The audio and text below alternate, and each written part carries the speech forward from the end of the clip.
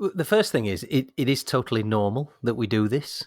It's part of part of the way that we've evolved as creatures. So we do have a negativity bias that's kind of built in already, and that is there, because it kept us safe. It kept us alive. The question is from Thinking Focus. Hi, I'm Richard from Thinking Focus. Hi, I'm Rob from Thinking Focus. And the question is, why am I suddenly so critical of myself? And the reality is, it's perhaps more prevalent at the moment, but it's not something that is just about now. It's something that we are always doing in the way that we speak to ourselves. In fact, some people actually call it the inner critic. Right. That we have that voice in our head. But yeah, you're right. I think maybe some of the circumstances around life in lockdown and some of the challenges that everybody's facing at the moment mean it's perhaps more noticeable, or maybe worse than normal. Yeah, I think in the noticeable bit, I really latch onto that because people have become more aware of it amongst others, and perhaps a bit more aware of it for themselves as well. Yeah. So why is all of this going on then? The first thing is it is totally normal that we do this. It's part of part of the way that we've evolved as creatures. So we do have a negativity bias that's kind of built in already, and that is there, because it kept us safe. It kept us alive. Our ancestors, I should say, thousands of years ago, developed a way of thinking that pointed out risk, pointed out things that were scary, pointed out things that might eat them, to put them on high alert. Okay. It's there for that reason. It doesn't necessarily always point out things that make you happy. There's some nice flowers over there, go and smell them. Or there's a great view, go and look at it. Oh, I feel happy. What it did is we evolved to go, is there a noise in the bushes? Is there a tiger? Is that going to get me? Should I be alert? Should I be aware? And we paid more attention to that because essentially it kept us alive. So it is an evolutionary advantage, but also it can cause us problems thousands of years later when we're dealing with the things that we deal with today. Okay. The proof being that actually, from an evolutionary point of view, those people who learnt it survived. Yeah. If you didn't have this this bias built in, then perhaps you wouldn't be here because your ancestors weren't alert and weren't focused on some of these things. Right. But some of the things that we've got going on around us today, more uncertainty than ever. Mm-hmm. We've had over the past 12 months less certainty than normal. Right. And we all love certainty, and we've talked about on these podcasts before that we crave certainty as human beings. We want to know what's coming next. We want to know what's around the corner, and we do lots of things to do that. You've only got to sit and watch the weather forecast. That's about trying to get some certainty on the unknown, and uncertainty drives anxiety. Right. So if we can't see solutions, if we can't get enough certainty, it can mean that we have more anxiety because there are no answers out there, and we want answers because it allows us to feel confident. It allows us to feel safe. Well, and it's something that's also built in, isn't it? So part of the human psyche, or part of the human condition, is that we crave certainty, we crave meaning. We're looking for meaning all the time because we like to sort of have a picture of the future and have, at the basis level, something to look forward to. It removes that sense of being a little bit in control, and this is not about us either being a control freak or not being a control freak. We all like a certain element of control. And think about it in organizations as well. People like some certainty. They like to know where the company's going and how it's performing and what their role is, and the work they're doing means something. So you've got meaning in there, you've got certainty in there, and the last 12 months in some organizations has created lots of uncertainty because the way that we do business has changed, the way that we interact has changed.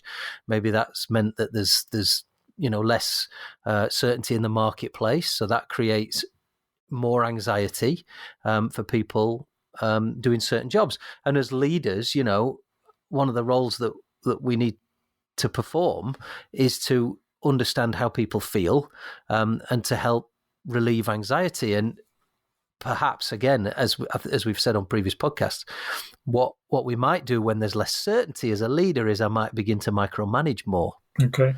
And micromanaging people more is a way of demonstrating that there's anxiety, because what am I looking to do? I'm looking to control. I'm looking for more evidence that things are going how I want them to go. Right. Okay. But the instance of that uncertainty being there means that there aren't really either any answers or certainly the perfect answers.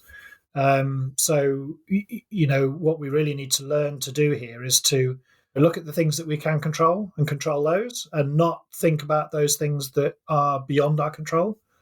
Well, one of the things I think with self-talk is that, as you said early on, we beat ourselves up, so that there aren't any perfect sort of answers. We'll always imagine things, and we'll always say things to ourselves about, that didn't go as well as I thought it might, or I could have done better there.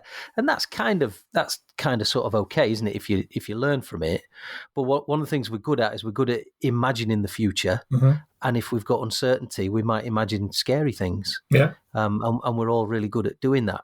There's a tiger in the bushes. Well, we can imagine there's a tiger in the bushes. It doesn't have to actually be one, but those imaginations that we have might not be real. So I guess where we're going with that is you can only control what you can control, and there are certain things that will always be outside of your control, and therefore are always a bit uncertain. And we have to sort of become more comfortable with that in the way that we talk to ourselves and think about, what do I have a handle on? What can I do something about? And what don't I have any control over? And that can help us, because if we keep doing this and beating ourselves up, it can cause a lot of exhaustion, a lot of tiredness. It can keep you on high alert. Right. And that can mean that perhaps we don't sleep as well as we usually do. And there are lots of things that help with this. So, seeing friends, social connection, talking to people, exercising, all these sorts of things help. But again, it's been difficult for us to do a lot of that more recently. Right. So again, that can fuel some of the inner critic, if you like, or the self-talk to not be as helpful as normal. Yeah, even people doing their jobs from home, they might get less affirmation from the organization because there's less people that can see them doing what they're doing, yeah. Which might lead to people saying things to themselves like, well, how do I know if I'm getting this right? And I'm not sure this is working, and things like that. You only have to go a few steps on from that. If you don't think you're doing a great job and you're beating yourself up in your head, to imagining that your performance appraisal isn't going to be great this year, and therefore maybe you won't get a pay rise. And 2 or 3 steps on from there, you might not have a job. Yeah. And all that is stuff that you're doing to yourself, because your systems, your internal systems, kind of are programmed to keep you safe. So they're trying to point out dangers, even if they're not real. So there's kind of 4 things that we might be doing, and it's totally normal to do these things. So catastrophizing, so anticipating the worst and then building on that to reach an end point that might not be actually associated with anything that's right and real. So that sort of creates a higher level of awareness or connection, even though it's not a real connection, to cause somebody to go, there's proof of everything going wrong. This one little thing that I was looking at and sort of anticipating was going to be bad has now turned out to be really, really, really bad. It's gone to another level. Let's say you do a presentation at work and it doesn't go as well as you hoped. You're doing it on Teams. Maybe the technology lets you down, or it just didn't go that well. Yeah. Okay. Well, the facts are it could have been better, but you may say to yourself, "Well, that was terrible. I wonder what they'll think of me now." Yes. Oh dear, they're not going to think I'm very good. Why did you do it that way? I should have prepped more. I'm not very good at this. They're gonna sack me. If they sack me, we'll have no money. Then that's catastrophizing. So you've got a chain of events that you're now imagining in quite some detail. So that's the one, catastrophizing. What else do we do? There's something called filtering. So what's filtering? Well, that's magnifying some aspects of situations and minimizing others. So a good example of this might be you've just done that presentation and 9 out of 10 people thought it was great. 1 didn't like it. What do we focus on? Yeah, the one person. Yeah, and again, we're good at doing this because we are, as we've said, we have a negativity bias. And we all do that. We all go, oh, that one didn't like it. In fact, he said it was it was very similar to something he'd seen before. Oh, whereas 9 people have said it's great, really informative, told us what we needed to know. But we've chosen to minimize all those other things and focus on the one thing that wasn't great. And the challenge as leaders is if we do that to people, because we can do that to people, can't we? Mm-hmm. They've done some great work all year, but we've chosen to pick on the one thing that wasn't so great. Yes. Yeah. How common is that? Okay. So we've got catastrophizing, we've got filtering. There's another one called polarizing. How is that different to filtering? Polarizing is, or saying that things are either only good or only bad. And again, we see this around us all the time. So you see it in the news. Things are either really good or they're really bad.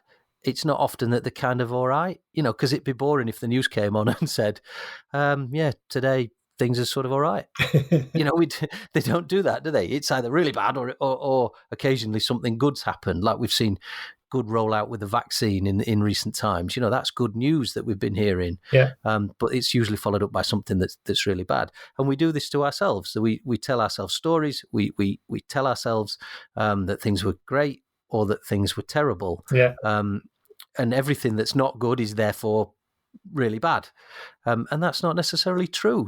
Sometimes things are just okay, aren't they? Yeah. And sometimes that is okay. Not everything has to be amazing and not everything has to be terrible. But we polarize those things. We do it with people as well. People are either really good or they're really bad. Yeah. If they don't fit into the category of whatever good description is, then by default, they're in the other category, which is they're bad, obviously. Yeah, that's right. Yeah. So then that brings us to the fourth one then, personalizing. So that's sort of almost a summary of every description that you've given, because we're blaming ourselves for situations. We're either doing that or assuming that things are directed at ourselves. So it's sort of almost like, we're at fault. A seemingly unconnected thing happens and it's like, oh, it's my fault. That's been aimed at me. I had a classic case of this the other day in, somebody sharing with me that they'd seen an internal memo about a piece of work that had been completed that this individual was not involved in. But because that email had been sent and this person who does a similar job wasn't involved in completing that piece of work, they then felt that it was a pop at them. But this is you. You chose not to be involved in this. You haven't done it. This other person has done it. And they had personalized it. They'd completely taken it on as something that, made a huge assumption that email was written purposely for them to read and feel bad about themselves. Yeah, I mean, that's a good example. And and this is another interesting one because we do have the skills, some people to a greater degree than others, to read between the lines with things. That is a human ability, isn't it? To see to understand what's not being said when things are being said. Right. So, but that can also mean that we do things like this, as you've just described. You can read far too much into something, maybe blame yourself, or think things, as you said, are directed at you when they're not.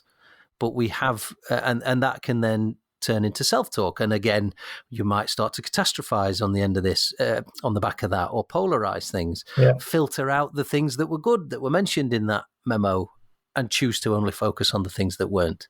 So I think, as you move forward, we notice it is normal, right, to have an inner critic. It is normal to talk to ourselves. And to notice it, it's normal, right? Absolutely. Notice it, it's normal.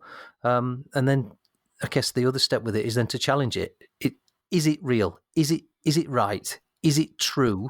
Right. Or is it something I've imagined? Have I run away with it? Is there any evidence that I could present? Imagine that you had to go to court and take the evidence. In that example you gave about the memo, that where's the evidence it was a pop at that person? Let's go and put it in front of a judge and see if she, as the judge, would accept it. Right. Yeah, and quite often, if you do that, you discover that no, I've just imagined it, and that's quite a good way to challenge some of this stuff that our inner critic does to us.